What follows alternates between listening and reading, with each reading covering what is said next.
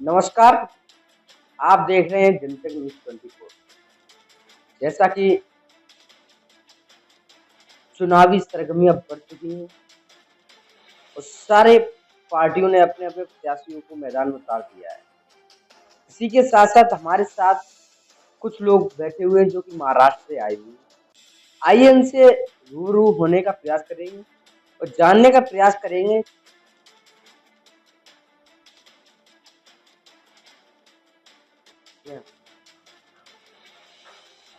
नमस्कार सर, नमस्कार। बहुत-बहुत स्वागत है आपकी मेरे चैनल में। आपका भी बहुत बहुत स्वागत है और आपका भी आभार है।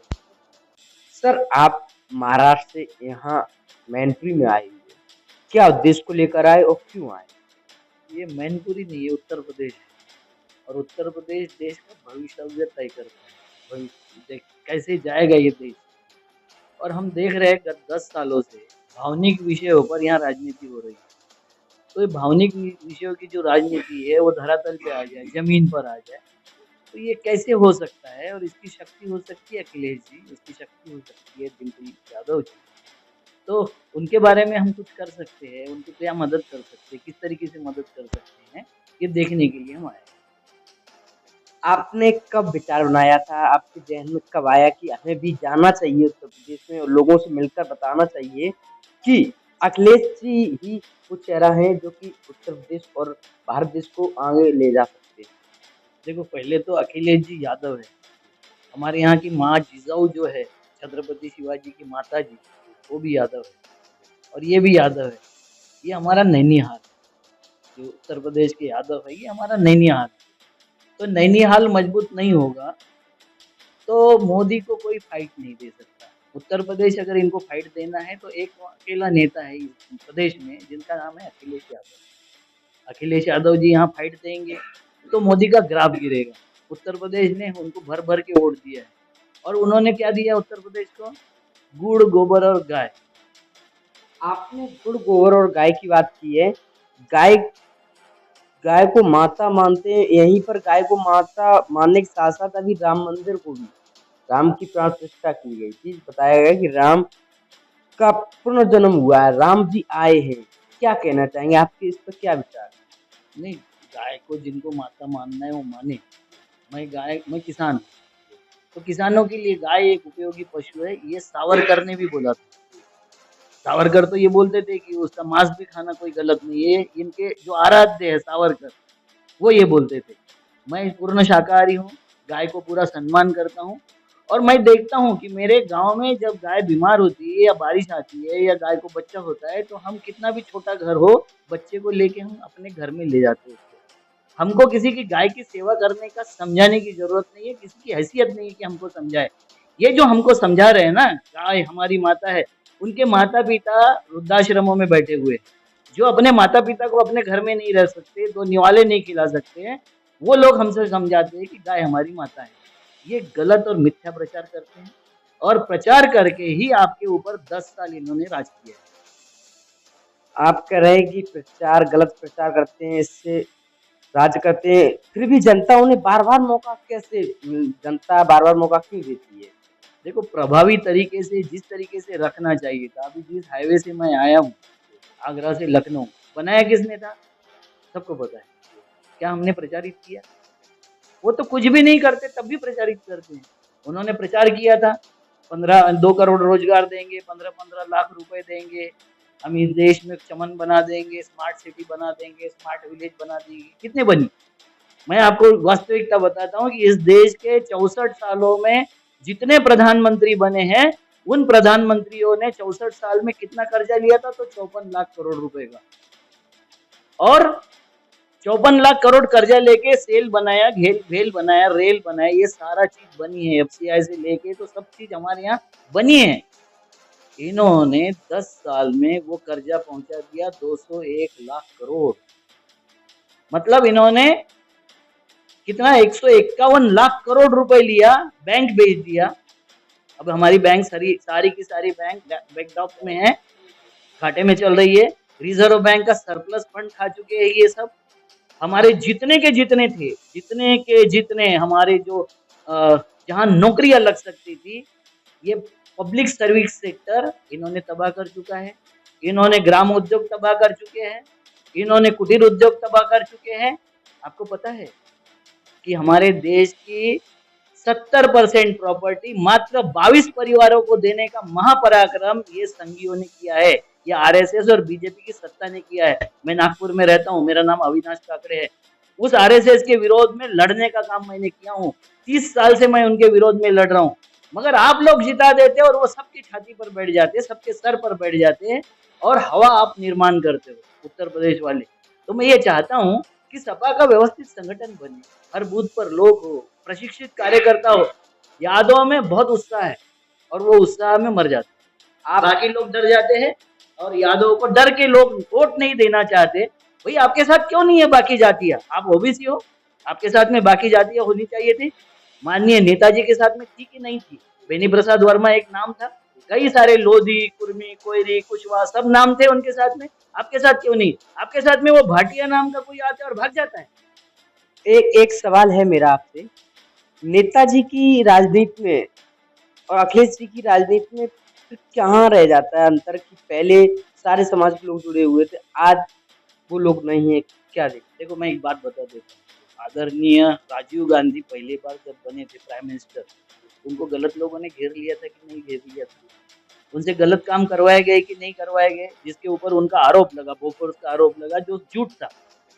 अगर राजीव गांधी को दूसरे बार सत्ता मिलती, दूसरे बार अगर वो प्राइम मिनिस्टर बनते, तो इस देश को चमन बना देते, क्योंकि कंप्यूटराइजेशन से हर टेक्नोलॉजी को उन्होंने इस देश में लाया है ना। वैसा अखिलेश जी का हो रहा है, अखिलेश जी उसी तरीके से काम करते। पहले इसमें कुछ गलत लोग आ गए, गलत तरीके से उनको घेर लिया। आपके कहने का मतलब है कि अखिलेश जी कुछ लोगों, गलत लोगों की संगत में घिरे हुए थे? नहीं, सत्ता जब होती है तो गलत लोग पास में आ जाते। वो सिलेक्ट करने का पहले टर्म में मत ये नहीं होता है, जितना सिलेक्शन इस तरीके से नहीं कर सकते। अब परिपक्व हो गए अखिलेश, इतने परिपक्व हो गए कि अब उनको समझता है। आपने देखा होगा पिछड़ा, दलित और आदिवासी पीडीए उन्होंने बनाया, उसको ढंग से चलाना चाहिए, पीडीए का मतलब समझाना चाहिए। वो पीडीए कैसे चलेगा, उनके प्रति क्या उत्तरदायित्व होगा, काम कैसे होगा, ये सारी चीजें आपको देनी पड़ेगी। अच्छा, आपने एक सवाल और कहा था, मोदी जी ने सारा कुछ बेच दिया है और मोदी जी तो बोलते हैं कि राम राज्य आ गया, राम राज्य आ गया, गुंडागर्दी खत्म हो गई, जो कि चोरी डकैती होती थी वो भी खत्म हो गई, अब तो सिर्फ राम राज्य ही है, क्या कहना है? नहीं, उन्नाव में दिखा आज राम राज्य, कानपुर में दिखा राम राज्य, कुलदीप सेंगर का राम राज्य हम देख ही चुके हैं, ब्रजभूषण शरद सिंह का हम राम राज्य देख ही चुके। राम राज्य मतलब महिलाओं को बलात्कार होता है क्या? ये कौन सा राम राज्य है? ये राम राज्य नहीं हो सकता। और राम भी रो रहा होगा। आपने देखा होगा कि राम की उंगली पकड़ के मोदी जी ले जा रहे और घोषणा है उनकी कि हमने जिनने राम को लाया है उनको हम लाएंगे। राम को लाने की हैसियत अगर हो गई है ना मोदी जी की, तो बहुत बड़े हो गए राम। हम नहीं चाहते। देखो मैं तो राम राम कहने वाला आदमी हूँ। राम राम कहने का मतलब होता है झुक के प्रणाम। क्या राम जी पहले 2014 से पहले नहीं थे क्या? 2014 के बाद नहीं आए? मुझे तो लगता है वो कंगना माता तो बोलती है कि, और ये चंपक राय भी बोलता है कि देश को आज़ादी 2014 में मिली और वो विष्णु के अवतार है। भैया कौन किसका अवतार है, किस तरीके से अवतार है, मुझे तो नहीं पता। आपका उत्तर प्रदेश अगर मुझे समझा दे तो मैं मान जाऊंगा, क्योंकि मेरे बाप ने मुझे राम पढ़ाया था। तो बोला था एक राम दशरथ का बेटा, एक राम घट घट में बैठा, एक राम सकल पसारा और एक राम सबसे न्यारा। हमको 4 राम बताए थे। हम यहाँ से तो हम सुनते कि एक ही राम है। भाई राम का नाम रखा गया था भगवान राम का, तो कौन से राम पर रखा गया था? हम मरता हुआ आदमी है और मरता हुआ पेड़ है तो बोलते इसमें राम नहीं बचा है। हम सुखी हो जाते, आनंदित हो जाते तो बोलते राममय वातावरण हो गया। हम भजन गाते तो राममय हो जाते। वो राम को कौन ढूंढेगा? हम राम राम करते थे तो नम्रता आती थी। अब जय श्री राम करते तो डराने के लिए अगर राम का उपयोग हो रहा होगा तो हम राम का पतन कर रहे हैं, राम का सम्मान नहीं कर रहे। आपको क्या लगता है कि पहले की राम राम में और आज के जय श्री राम में क्या अंतर है? तो अभी आपको बताया, राम राम में राम का सम्मान है, क्योंकि मेरा राम मर्यादा पुरुषोत्तम है, मेरा राम कुटुंब वत्सल है। मेरे राम के साथ सीता भी होती है, लक्ष्मण भी होता है और हनुमान भी होता है। इनके राम के साथ में तो धनुर्धारी राम होता है और डराने के लिए उपयोग करता है। कभी मुसलमानों को डराओ, कभी यादवों को डराओ, कभी दलितों को डराओ, कभी आदिवासियों को डराओ। ये क्या है? भगवान डराने के लिए है कि प्रेम के लिए है? ये समझने की जरूरत है और ये समझाने के लिए मैं यहाँ हूँ। क्या आपको लगता है कि आप महाराष्ट्र से यहाँ पर आकर डिम्पल जी के समर्थन में वोटों की अपील करोगे और जो इन किन किन मुद्दों को लेकर जनता के बीच में जाओगे? मैं आईना दिखाऊंगा, मैं कोई मुद्दे नहीं, खाली सच का आईना सच का है। दिखाऊंगा कि कितनी नौकरियां मिली, कितना संपन्न हुआ प्रदेश, कितनी उद्योग आए, किस तरीके से उद्योग आए। किसानों की आय दोगुनी भी। मैं तो किसानों के ऊपर स्पेशल काम करता हूँ। किसान तो हमारे सरहद पर बैठे हुए थे, उनको फायरिंग करना, आपका टेनी तो उनको मार ही दिया, गाड़ी चढ़ा के मार दिया। 13 महीने और लखीमपुर की घटना को आप याद दिला रहे हो। बिल्कुल दिलाऊंगा, क्यों नहीं दिलाऊंगा। मेरे किसानों का एमएसपी क्यों नहीं देते हो तुम? क्या मतलब है आपको? आपने उनको 13 महीने 700 बलिदान देने के बाद उनको वहां से हटा दिया और उसका आपने कुछ नहीं दिया। सरकारी नौकरों का अगर 8वां वेतन आयोग आ सकता है तो हमारे किसानों का पहला वेतन आयोग जो है स्वामीनाथन, वो क्यों नहीं लागू हुआ? और आप तो बड़ी बड़ी बात कर रहे थे, दाम दुगना कर दूंगा, ये कर दूंगा, वो कर दूंगा। क्या हुआ? अभी आपने घोषणा पत्र में लिखा। तो 2000 रुपए सम्मान निधि दे रहे हैं सम्मान के रूप में किसानों को। तो हम भिखारी है? ऐसे तो 5 किलो राशन भी दे रहे हैं, 5 किलो राशन भी दे रहे हैं। भिखारी? हम भिखारी है? हम दाता है, अन्नदाता है इस देश के, और किसान प्रधान ये हमारी संस्कृति है। 5 रुपए किलो राशन हमको चाहिए, हम आपका पेट भरते हैं। आपने उल्टे सीधे कानून बना के हमारे, जब हमारे धान के दाम आते होते हैं आप इंपोर्ट कर लेते हो, जब हमारे गेहूं के दाम आते हैं आप इंपोर्ट कर लेते हो, जब सोयाबीन के दाम आते हैं आप इंपोर्ट करके हमारे दाम गिरा देते हो।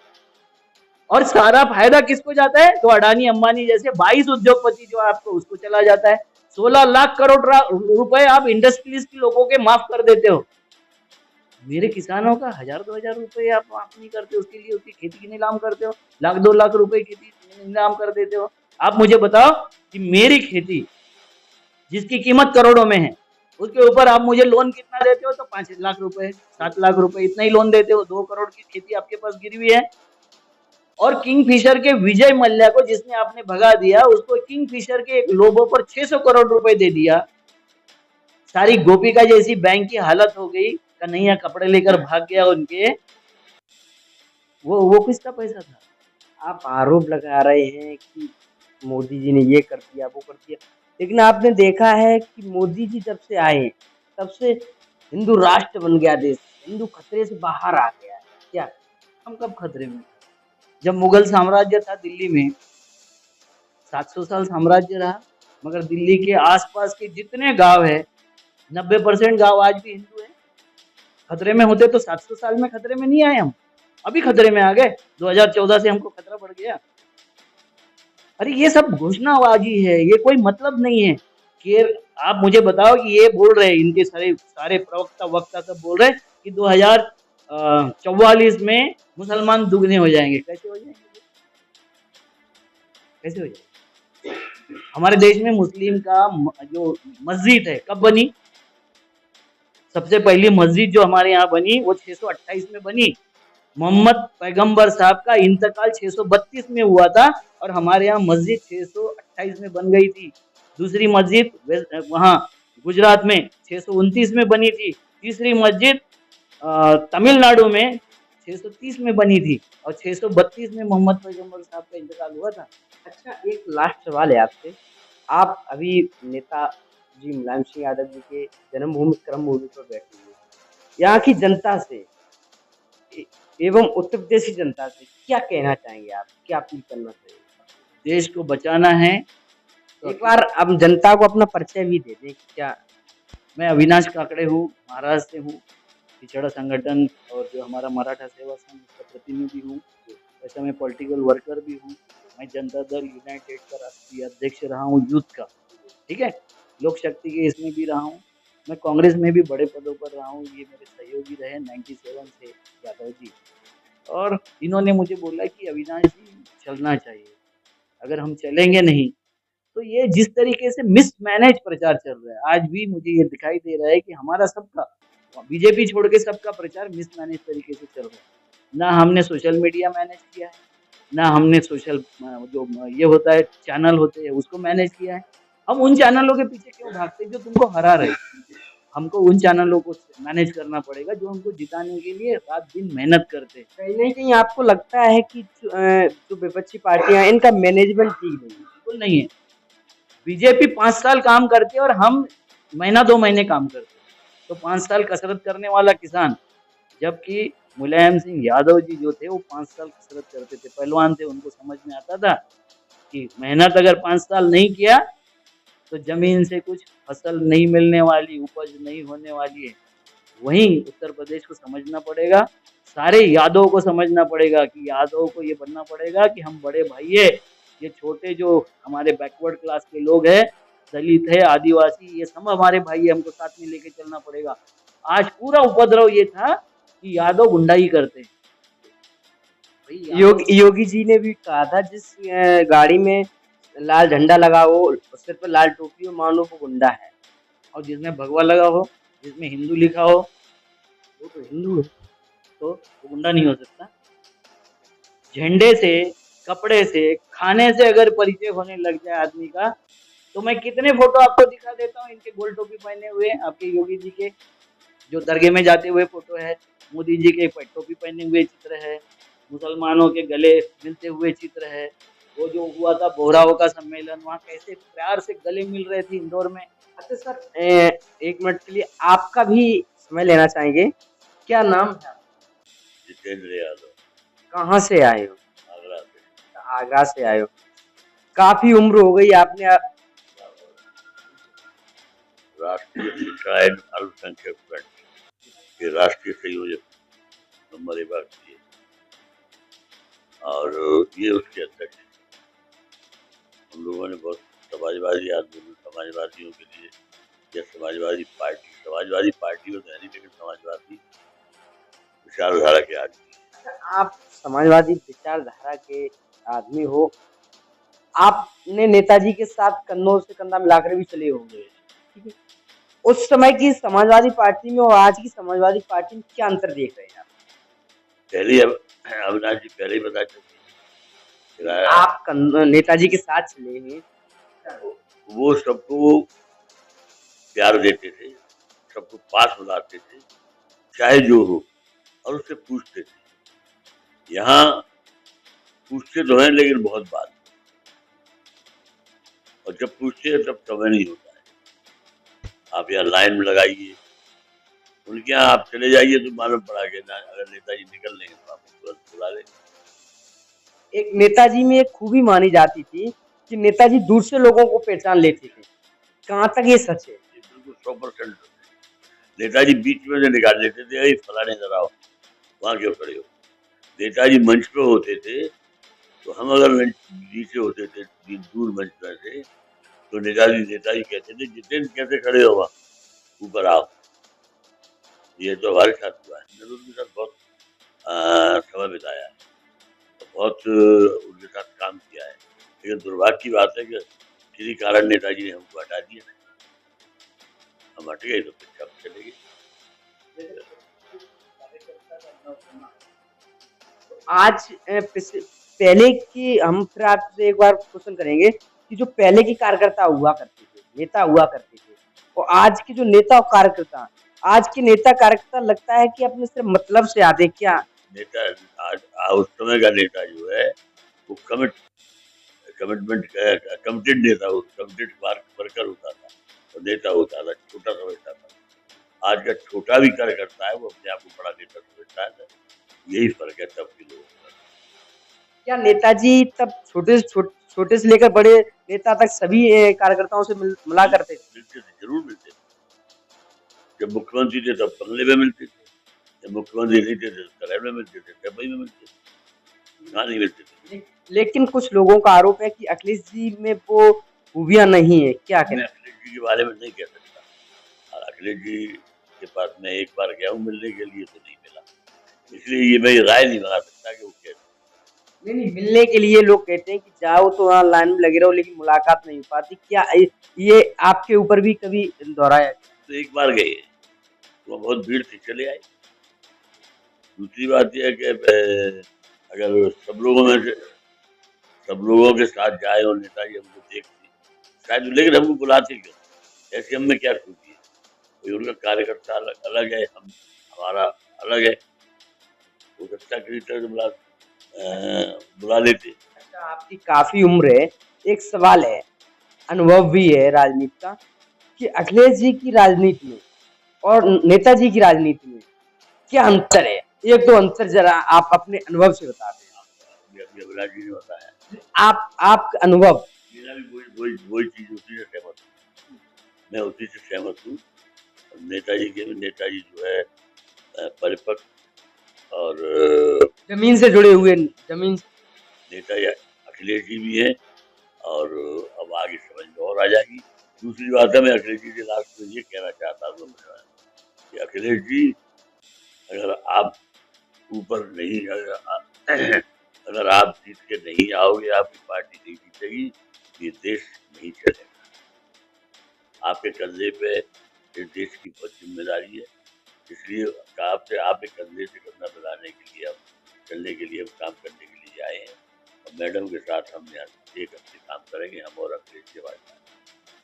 अच्छा, मैनपुरी की जनता से और यूपी की जनता से क्या कहना चाहेंगे आप समाजवादी पार्टी को लेकर, अखिलेश जी? देखो, सबसे पहले तो यहाँ समाजवादी का संगठन जो है वो बहुत लचर-पचर है, ठीक से प्रशिक्षित नहीं है कार्यकर्ता किसी भी बात का जवाब ढंग से नहीं देता है। मैंने जितने समाजवादी नेताओं से बात किया, कार्यकर्ताओं से बात किया, वो विचित्र तरीके से जवाब देते हैं। वो बोलते हैं कि ये मौसमी राम भक्त है ना? कभी-कभी ये राम के पास में आते हैं, राम का नाम लेते हैं।